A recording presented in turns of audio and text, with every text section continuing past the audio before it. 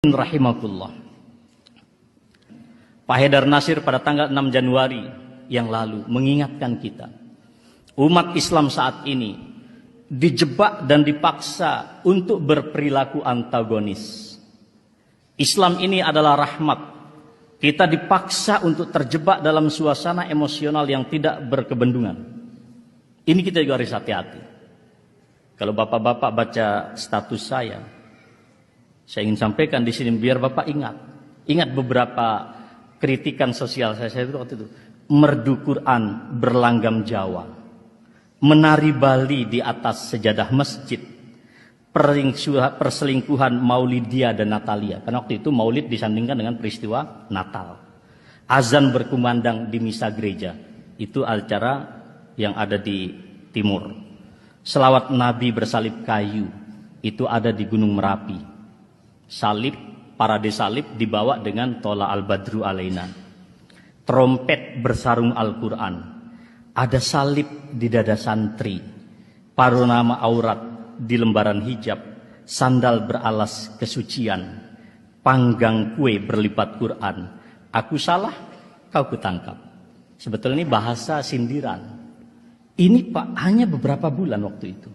Dan pada saat itu Pak Haidar Nasir menyatakan, ada upaya untuk menciptakan umat Islam Indonesia mengalami situasi yang antagonis.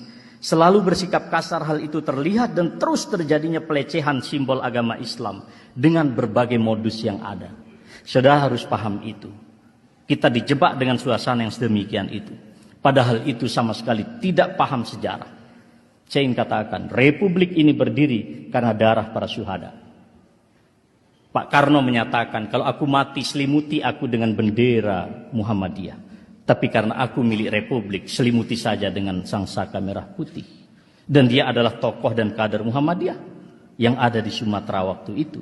Jenderal Sudirman mengatakan, robek-robeklah badanku, potong-potonglah jasadku, tetapi jiwaku dilindungi benteng merah putih. Akan tetapi hidup tetap menuntut bela siapapun lawan yang aku hadapi. Beliau adalah profil seorang guru di Muhammadiyah. M. Natsir, tanpa mosi integral beliau waktu itu, Indonesia tidak akan lahir menjadi negara kesatuan, karena Indonesia akan menjadi negara-negara serikat yang kecil-kecil. Juanda, tokoh Muhammadiyah, tanpa waktu itu yang disebut dengan deklarasi Juanda, kita tidak akan pernah memiliki kekuasaan laut yang sedemikian luas. Kita menjadi negara maritim terbesar di muka bumi. Semua mereka adalah para syuhada yang berasyhadu an la ilaha illallah wa asyhadu anna Muhammad Rasulullah. Dari mana Anda mengatakan orang Islam tidak peduli terhadap Republik? Dari mana Anda mengatakan kita anti kebinekaan? Saya katakan, nalar mereka mengalami stagnan dan tak sanggup lagi berpikir. Sejarah pun dilupakan. Umat Islam tidak boleh lupa sejarah. Ketika 7 kata di dalam Pancasila, kewajiban menjalankan syariat Islam bagi para pemeluknya. Dan detik-detik terakhir Ki Bagus Hadikusumo, pimpinan pusat Muhammadiyah ketika itu, dalam suasana batin yang sangat dahsyat bergejolak. Baiklah, kalau 7 kata itu dihilangkan, maka harus diganti dengan yang Maha Esa, yang berarti adalah Tauhid. Umat Islam selama 32 tahun tidak pernah berusaha menafsirkan Pancasila dalam perspektif Al-Quran dan Sunnah. Saya tantang semua kita yang hadir di sini. Mari kita bikin buku. Syarah Pancasila fi Dhawil Qur'ani wa Sunnah. Sesuai dengan petunjuk Al-Quran dan Sunnah.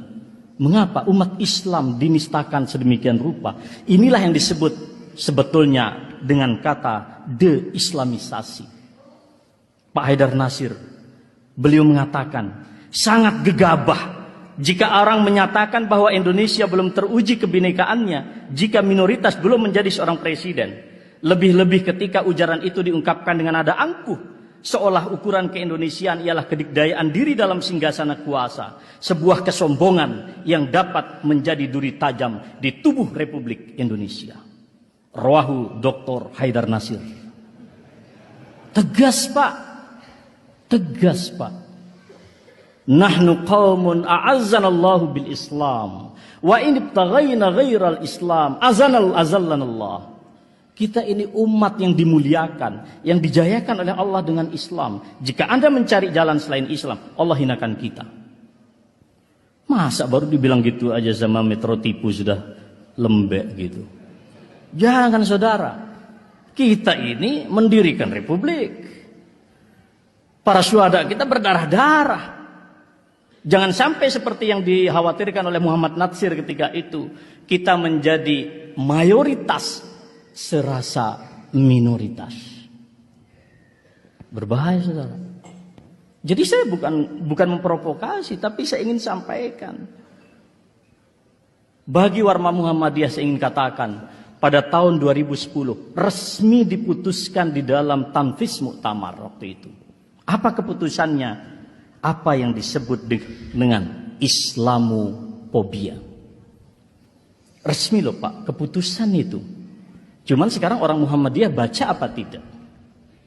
Muhammadiyah beristihad ketika itu. Apa coba? Itu putusan. Muhammadiyah memandang bahwa Islamophobia merupakan ancaman global yang merusak hakikat peradaban dan keadaban manusia. Bertentangan dengan prinsip-prinsip hak asasi manusia. Serta berbahaya bagi terwujudnya perdamaian dunia. Muhammadiyah menyerukan agar Islamophobia dengan segala bentuk dan manifestasinya yang muncul di sebuah negara harus segera diakhiri. 2010 Muhammadiyah mengatakan itu. 2016 baru diawali Islamophobia dengan cara yang sangat vulgar. Tapi umat harus paham, Islamophobia kata Muhammad Natsir tidak beda dengan deideologisasi Islam pada masa Orde Baru dan deislamisasi pada masa reformasi. Umat Islam dimuat malu dengan Islam sendiri. Anda perhatikan sekarang, negara mana di barat yang mengatakan mereka kampiun daripada hak asasi manusia, tapi mereka berlaku paradoks semuanya itu. Tidak usahlah kau ajarkan Islam bagaimana bertoleransi. Cukuplah kawan-kawan yang mengantarkan para pengantin menjadi saksi atas kebinekaan Republik Indonesia. Bukan kebinekaan yang ada di dalam proposal-proposal yang diajukan ke negara-negara donor. Bukan pula akrobat retorika di dalam seminar-seminar bergengsi internasional. Kebinekaan yang autentik adalah ketika ada orang Katolik menikah, di sini ada jutaan massa yang berkumpul, Anda tulus ikhlas mengantarkannya bukan ke masjid, tapi ke katedral, ke gereja. Itulah yang hakiki dan sejati. Bukan kemudian Anda berbusa-busa di forum seminar, Anda katakan kebinekaan A, B, C. Sudah, saudara-saudara mengatakan itu suruh belajar kebinekaan di masjid ini.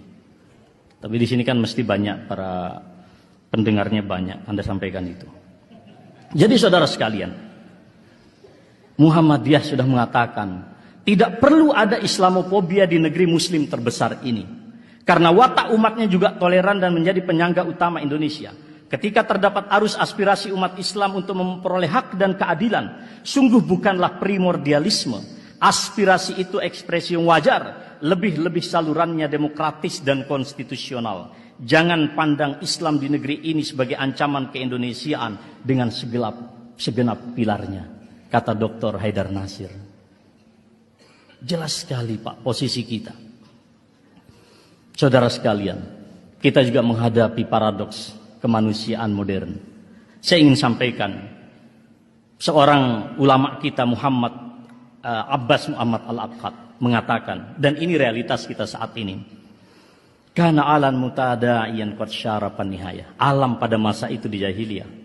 Alam yang sangat menderita. Patologi sosial politik sedemikian akut. Mereka tidak lagi mendapatkan ketentraman jiwa, tidak pula ketenangan batin. Mereka adalah orang-orang yang hidup penuh dengan paradoks. Sering saya sebut dalam status saya, realitas kita adalah realitas simulakra. Dunia yang penuh dengan simulasi, tidak pernah menggambarkan sesuatu yang hakiki di dalam kehidupan kita. Oleh karena itu saudara sekalian, saya ingin menggarisbawahi al-khatimah dari apa yang saya sampaikan.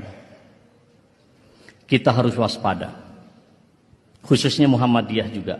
Pada Muktamar 47 di Makassar sudah mengingatkan adanya upaya untuk menjebak kita pada apa yang disebut dengan proxy war. Kita dibuat saling bermusuhan sedemikian rupa. Maka ingin saya sampaikan di sini, dan ini ada Ustadz Bakhtiar Nasir. Saya ingat betul Ustadz, Di detik-detik terakhir waktu itu di Monas, beliau menyatakan 212 adalah